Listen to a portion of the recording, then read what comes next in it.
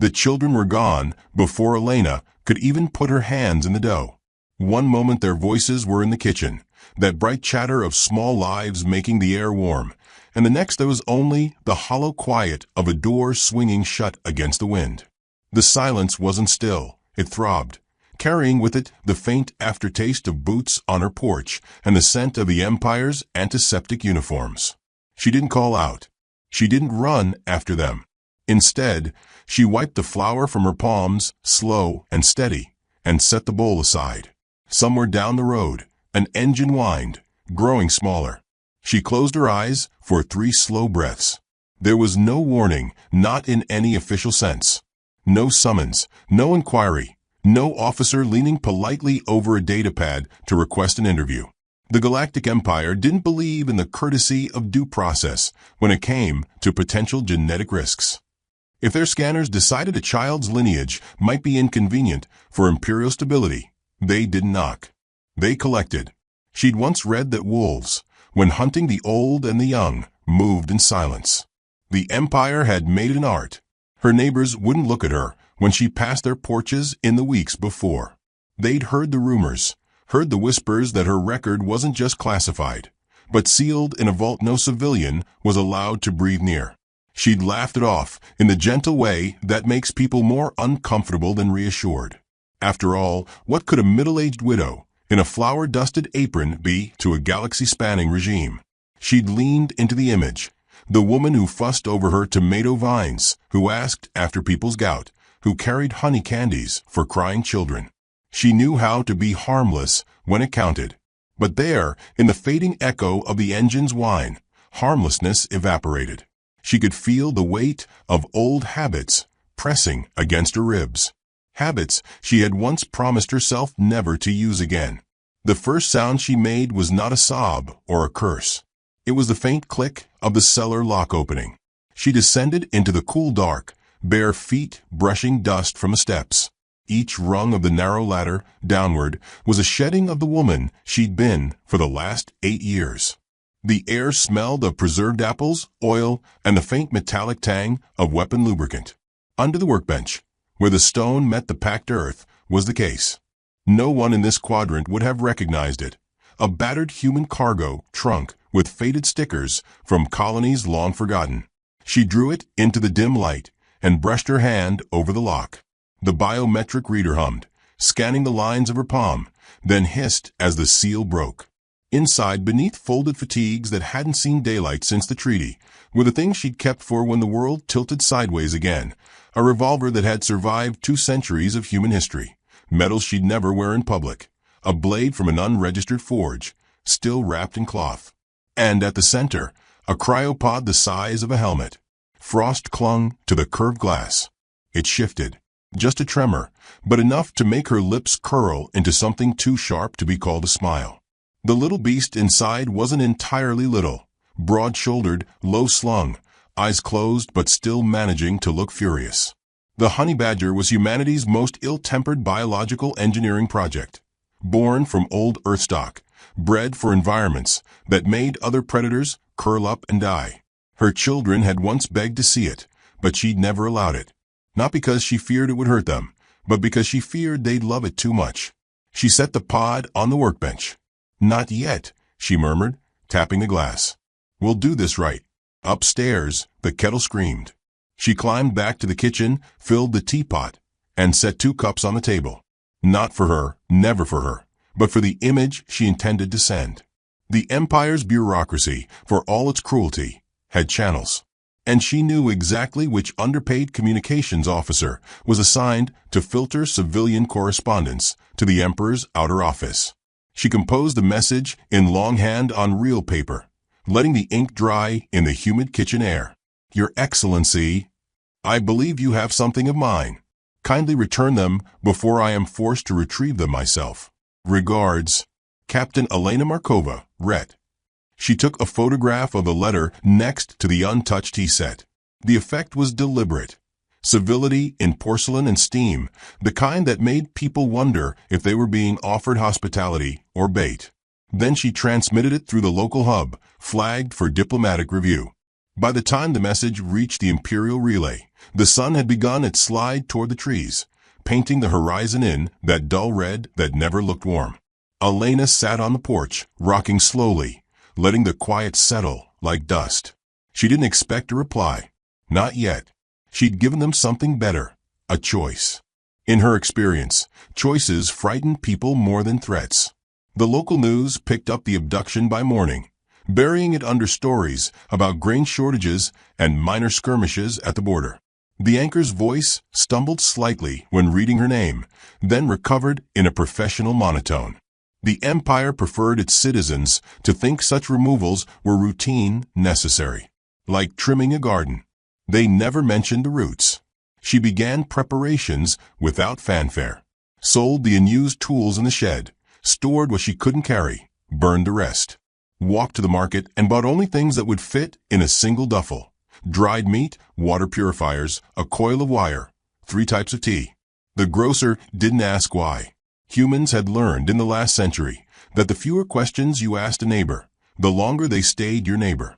That night, she sat at the kitchen table, tracing the outline of her daughter's handwriting in a school notebook, memorizing the way her son's numbers always leaned left.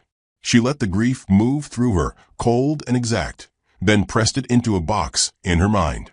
It wasn't gone. It would never be gone. But it would not be allowed to spill at the wrong time. 3 days later, an Imperial courier drone arrived with a bland acknowledgement. Her case had been reviewed and dismissed as outside the scope of civilian grievance procedure. The message ended with a line so formulaic she could hear the board clerk's voice. "We thank you for your interest in Imperial governance." She poured herself a cup of tea, sipped once, and set it down without swallowing. Then she packed the trunk. The revolver, the medals, the cryopod, each fit as though the space had been designed for nothing else. On top, she placed the duffel zip tight. The house around her was suddenly foreign. She closed the shutters, locked the doors, and didn't look back. Her transport was a battered courier vessel leased under a dead cousin's name. The pilot, a wiry woman with a missing eye, didn't ask questions when Elena stepped aboard. Just gave a short nod and eased them off the dirt strip, engines humming. They rose through cloud into black sky, the stars unfolding like a patient army. Halfway to the first relay station, Elena opened the pod's feed. The honey badger blinked awake, eyes like molten gold, unblinking. She spoke softly to it, a stream of Russian that sounded almost like a lullaby. The animal tilted its head, then returned to stillness, its breathing a slow, predatory rhythm. At the relay, a customs officer, thin-scaled and smug, came aboard to check manifests. He stopped when he saw her sitting with the pod on the seat beside her. "Live cargo requires." "It's sleeping," she said, as if that settled the matter. Her smile was small, her voice gentle, but the air between them tightened. The officer cleared his throat, tapped his datapad, and left without meeting her eyes. When the ship slipped back into hyperspace, the pilot chuckled. "They don't like you," she said. "They don't know me," Elena replied. She turned her gaze to the streaking stars outside the viewport. Yet, the next transmission she sent was brief, addressed directly to the Imperial Office of Child Welfare Enforcement. "Last request. You have until I arrive." No signature this time. Somewhere ahead, beyond the stars, smeared by speed, was the Emperor's world, center of a dominion that thought it could take what it wanted without consequence. Somewhere in its high towers, her children were being catalogued, tested, and if the bureaucrats had their way, placed with more suitable guardians. She closed her eyes and pictured them, not as frightened, but as waiting. They would know she was coming. She had taught them patience, and patience was just another form of stealth. When the courier ship's engines eased into their final burn toward Imperial space, she rested her hand lightly on the pod. The honey badger's ears twitched. "Almost there," she whispered. "And we're knocking first, because it's polite." In the dark beyond the viewport, the Emperor's world grew from a glint to a sphere of light, its cities burning white against the shadowed continents. Her jaw loosened into the faint curve of a smile. Not the one she used for neighbors. Not the one for friends. This was the other smile, the one no one ever survived seeing twice. The station's outer ring shuddered with the sound of alarms, not the frantic scream of disaster, but the deliberate chime of an important arrival. The dock's public address voice announced her name in that mechanical cadence the Empire used for things it didn't quite recognize. Elena Markova. No titles. No rank. No history. Just a human woman stepping out of a narrow courier craft with one hand on a weathered duffel, and the other holding a cryopod that seemed far too heavy for her frame. No one at the docking concourse recognized her, but they recognized the look, quiet, assessing, like she was already measuring them for something they didn't want to think about. Two security officers moved to intercept her, but she gave them the kind of smile that made men hesitate before a duel. "Dinner first," she said, as if the matter had been settled before she even stepped off the ramp. They led her, not entirely sure why, to the upper-tier restaurant reserved for dignitaries and negotiators. It was the sort of place designed to intimidate visitors with its view of imperial space. Vast panes of reinforced crystal looking out over a sweep of starlight and ship traffic. The maitre d', a tall avian creature with a beak that clicked when displeased, tried to explain that guests normally booked weeks in advance. Elena tilted her head, listening as though the words were interesting, then said softly, "You've already prepared a table for me." And somehow they had. She sat where the glass curved around the station spine, a panoramic sweep of light and void behind her. The cryopod was set in the seat beside her like a sleeping child. The maitre d' made no comment, though its feathers rippled uneasily. The Imperial Station commander arrived minutes later, a broad, shell-armored Lithari, whose carapace bore the blue and gold insignia of central authority. Commander Toth carried himself with the confidence of someone used to having the last word. He sat without asking, his compound eyes narrowing at the sight of the pod. "I assume you know why you're here," he said. "Yes," Elena replied. "I came for dinner." He blinked, recalibrating. "We're not here to socialize, human. The Emperor expects." She poured tea into both cups, the scent of spiced leaves unfurling between them. "The Emperor will wait. You'll be more agreeable after dessert." She pushed one cup toward him, then reached for the small basket of bread the server had left. The motion was casual, almost lazy, but it made Toth lean back ever so slightly, as if he'd caught a glimpse of teeth behind the smile. The first course arrived, alien delicacies arranged with surgical precision. Elena ignored them, unpacking her own contribution from the duffel. A jar of dark red soup, a loaf of black bread, and a squat bottle of clear liquid. "Borscht," she said when Toth's antennae twitched. "Earth staple. And vodka, to keep the conversation honest." Toth didn't drink, but the staff brought glasses anyway. She poured him one, lifting her own in a faint toast. "To peace among species," she said. The clink of glass on glass was soft, but in the quiet between them, it sounded like a fuse being lit. She talked while they ate, not about her children, not about the Empire's policy, but about the way frost formed on old glass windows, about a blizzard she once saw that lasted 3 days and buried a tank column, so deep the enemy marched right over them without knowing. She told it with the kind of slow warmth that drew you in before you realized the moral was about patience and killing at close range. Toth tried to steer the conversation toward her purpose here. "You must understand, human. The welfare of Imperial wards is not a matter open to individual negotiation." She sipped her tea, eyes on the stars. "And you must understand, Commander, I've never negotiated for my children. I've only ever taken them back. It wasn't loud, it wasn't angry, but it made the air between them go thin." In the adjacent booth, 2 junior officers exchanged glances. One discreetly tapped his wrist console, running her name through the public files. The result was a polite blank. He tried the encrypted military database and found nothing except a red stamp. Black eyes only. His hand trembled slightly as he shut the console. When the main course arrived, some delicacy from the Emperor's gardens, Elena leaned forward and asked Toth about his homeworld. He answered reluctantly, giving clipped details, but she listened with such intense interest that he found himself telling her about the migration of the silverback beetles in spring. "Beautiful," she murmured, "how they swarm without a single wasted movement. Almost military, isn't it?" Dessert came as a collection of fragile crystal dishes filled with sweet creams. She examined them as though they were puzzle pieces. You know, she said, in my world, dessert is the point when the knives come out. Not for fighting, of course, just for cutting cake. But still. Her spoon scraped slowly along the rim of the dish, metal on glass. The honey badger stirred in its pod, a faint rumble audible under the table. Tot's antennae quivered, but Elena kept eating. At one point, a young alien officer approached to ask if she needed anything else. She looked up at him with the calm of a mother assessing a child's homework. Yes, she said.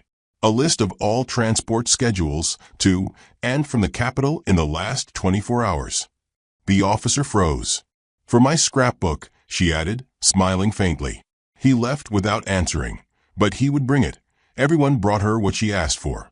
The shift came slowly, like clouds drifting over the sun. Tot stopped trying to hurry her. He stopped pretending he was in control. The conversation moved less like an interrogation and more like a confession. He told her the Emperor disliked delays. She told him the Emperor was welcome to send someone else to fetch her, if he could find someone braver. It was almost pleasant, in the way a predator's shadow can feel cool before you realize you're in it. When the plates were cleared, Elena wiped her hands on a linen napkin and looked directly into Tot's eyes. Now, she said, we can talk about the children you took. He started to protest, to recite the legal framework, but she cut him off with a lift of her hand. You've had your meal. You've told your stories. You've measured me. Now you know this isn't going to be solved with forms. The honey badger shifted again, its claws clicking faintly against the glass. Tot's mandibles clicked once in what might have been unease. In the corridor beyond the restaurant, a pair of Lithri guards whispered. One of them shook his head. She's smiling, he murmured. The other frowned. So, the first guard's voice dropped. Humans don't smile like that unless someone's about to bleed. Elena stood, gathering the pod and her duffel. Thank you for the company, Commander, she said with perfect politeness. I'll be seeing you again soon. Tot rose slowly, unsure whether he'd been dismissed or spared. The Emperor. We'll get the courtesy of my arrival, she finished for him. After that, we'll see. As she walked toward the docking bay that would take her to the capital, the honey badger's eyes opened, molten and unblinking. She didn't look down at it, but her lips moved in a whisper meant for its ears alone. Almost time. The Emperor's court was already in session when the doors blew open. Not with violence, not with force, just the sudden, absolute swing of metal and marble, as if the hinges themselves understood who had arrived. The sound cut through the layered murmur of dignitaries, silencing diplomats mid-sentence and halting the shuffling of scribes. The guards at the threshold stiffened, weapons angled forward, but she walked past them without breaking stride, her duffel at her shoulder, the cryopod cradled in her arm like it was a child. Banners of alien silk hung high above the chamber, each stitched with the sigil of a conquered world. Their colors clashed in deliberate defiance of harmony, a reminder that here, in the heart of the Galactic Empire, only power mattered. The Emperor himself, an insectoid giant whose carapace glimmered with the sheen of black glass, sat coiled in his throne, mandibles flexing in a slow, disdainful rhythm. Elena Markova, he said, drawing out each syllable as though tasting a foreign spice. Human female. She stopped halfway up the long stone aisle and gave him a small bow, the sort reserved for strangers who might become dangerous. You summoned me. A ripple of chuckles moved through the assembly, soft, dismissive, the sound of predators who believed they'd cornered prey. The Emperor leaned forward slightly. You mistake your position. You came here uninvited, to petition for the return of imperial wards. My children, she said, voice level. The court's humor deepened. One of the silver-robed advisors murmured to another, they breed so sentimentally. Elena's gaze skimmed the room, not lingering anywhere too long, but the sweep was precise. Doorways, guard stations, the small vent above the throne dais that could fit a recon drone. Every glance was as casual as someone admiring architecture. I've come, she said, to ask once more, with courtesy, for their return. After this, the tone changes. That earned a sharp laugh from the Emperor. You threaten the Empire in its own hall. I warn it, she corrected. Threats come later, with fewer witnesses. Her words hung in the vaulted air, and though they were quiet, they carried a weight the court hadn't prepared for. The Emperor's compound eyes flickered, tiny, quick movements, the way an insect watches something it can't quite categorize. He gestured, and a pair of guards dragged forward a holographic display. 2 children appeared in ghostlight, alive, unharmed, standing stiffly in the sterile confines of an Imperial Youth Adaptation Center. They didn't speak, but Elena's hands tightened slightly on the pod. Her eyes softened for just a breath, and then the steel returned. They are safe, the Emperor said, and they will remain so, provided you accept that their future lies with us. She let the silence after that stretch too long. Long enough that the courtiers shifted in their seats.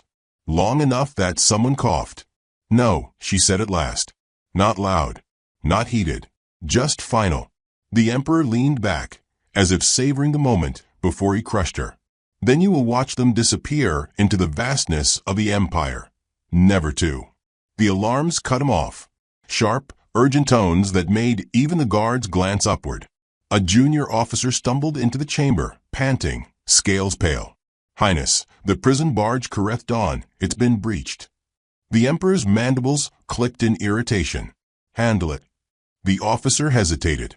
It appears to have collided with a human supply freighter. We've lost the entire manifest. A murmur ran through the court, but Elena's face didn't change. She set the pod down on the polished floor and straightened. That was clumsy of them, she said mildly. I told them not to rush. The Emperor's eyes narrowed. You did this. She tilted her head. You think I'd arrive without a plan? One of the generals barked for the guards to seize her, but before they could take a step, the cryopod's seal hissed. Frost spilled onto the stone, and a low, vibrating growl filled the chamber. The honey badger stepped out, short, dense muscle wrapped in a coat that caught the light like steel shavings. Its eyes locked on the nearest movement. The guards hesitated, clearly unsure whether this squat creature warranted their weapons. They learned too late. The badger moved. No wasted flourish, no sound, just a blur, and then the tearing scream of armor plates parting. One guard fell, then another, before the court's composure broke. Elena didn't watch. She stepped toward the throne, each footfall steady against the chaos behind her. You made a mistake, she said, of thinking a mother's war is about justice. It's not. It's about finality. The Emperor rose to his full height, towering over her, but something in his stance shifted, a trace of calculation replacing his earlier contempt. You think you can reach them before my fleets? They're already gone, she said, cutting him off exactly as he had done to her. A flicker of static passed over the court's central holomap. Icons marking human settlements began to glow, not in surrender, but in defiance, each representing a coordinated uprising. Merchant vessels blockading hyperspace lanes. Cargo crews walking off their posts in unison. Armed transports appearing at the edges of imperial sectors like teeth closing around a throat. She didn't smile, but the absence of one was its own warning. You've mistaken our history. You think humans are dangerous because we fight. But fighting isn't the point. We plan. We wait. We decide when the door closes. The Emperor's advisors whispered urgently, some looking toward the exits. The honey badger crouched low, its muzzle wet, daring anyone to move closer. Elena's gaze didn't leave the throne. This is your one chance to walk away from a war you won't survive. Give me my children. Every hour you delay, something you own disappears forever. The Emperor's mandibles clicked in slow, measured beats. You are a single human. She nodded once. And yet here we are.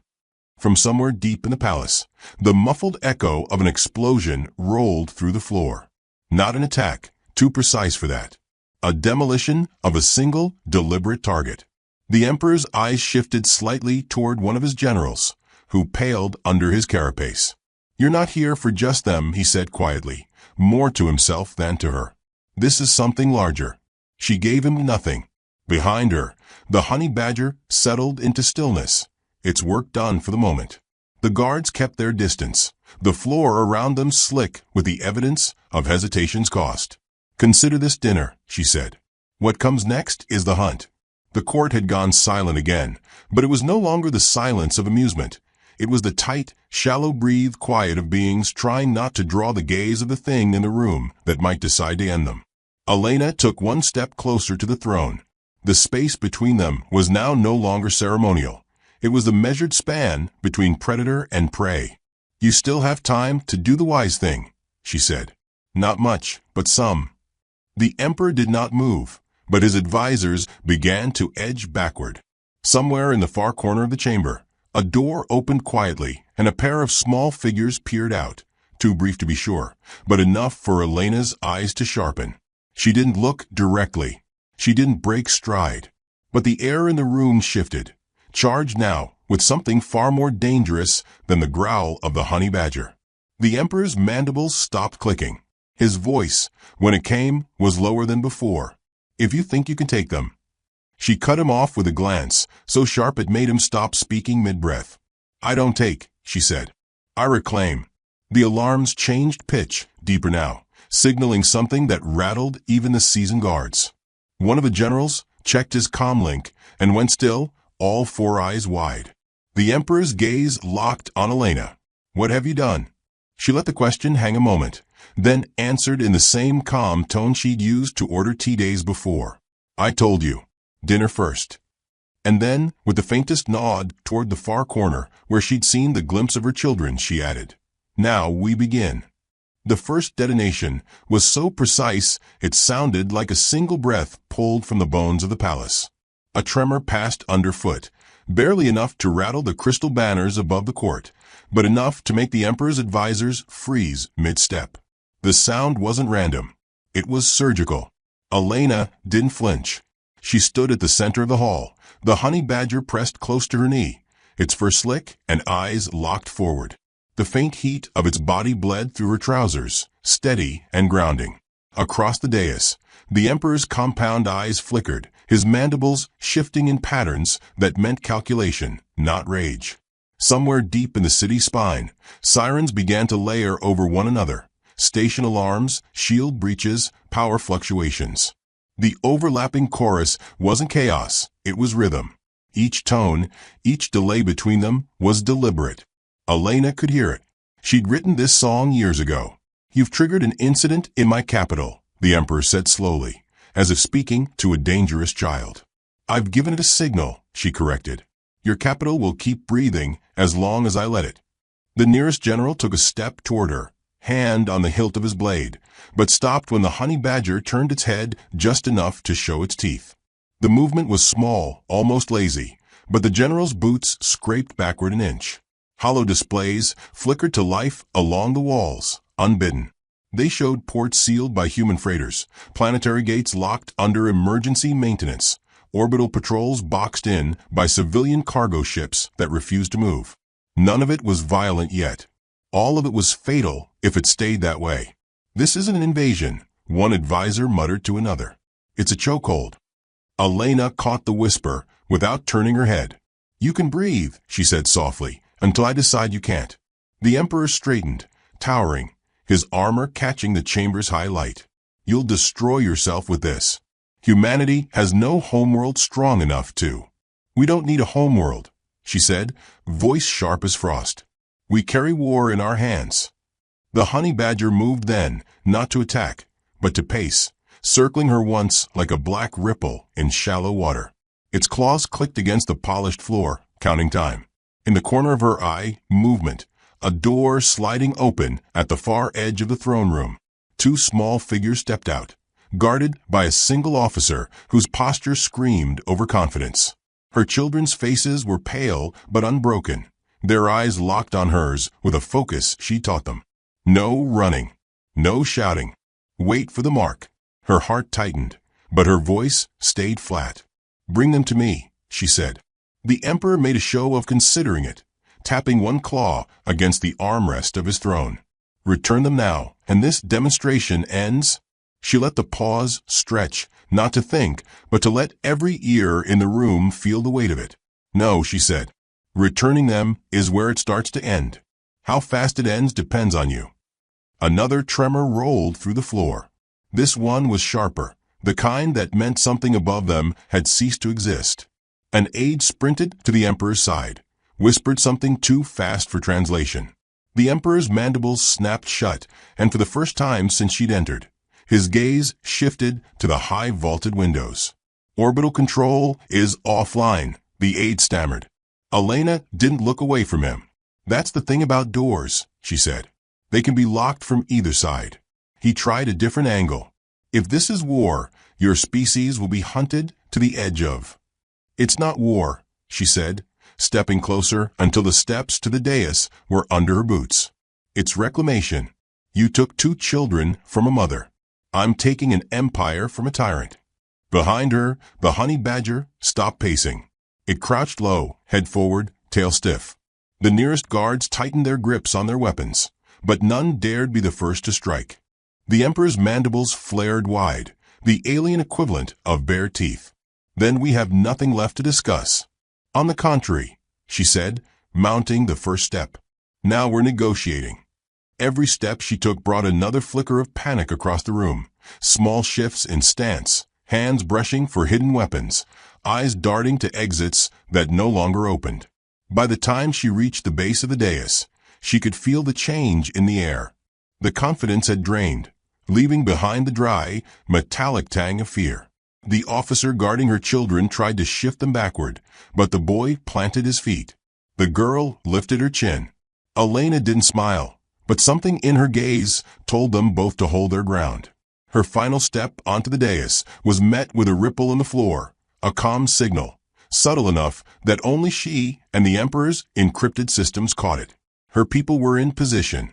The fleet outside had the palace bracketed. Every escape lane collapsed into a dead end. She leaned in slightly, close enough that her voice didn't need to carry. "Here's the offer. My children walk to me. Your fleet powers down. Your governors resign. You live to see another season. Refuse, and your name becomes a word we teach our young for the thing that once thought it ruled." The Emperor didn't move, but his eyes shifted fractionally to his left, toward the grand entry doors. They were closed, but beyond them the deep boom of heavy impacts echoed, doors tested, then abandoned as if the attackers had realized there was no point. "You think you can hold this forever," he said, but the certainty was gone.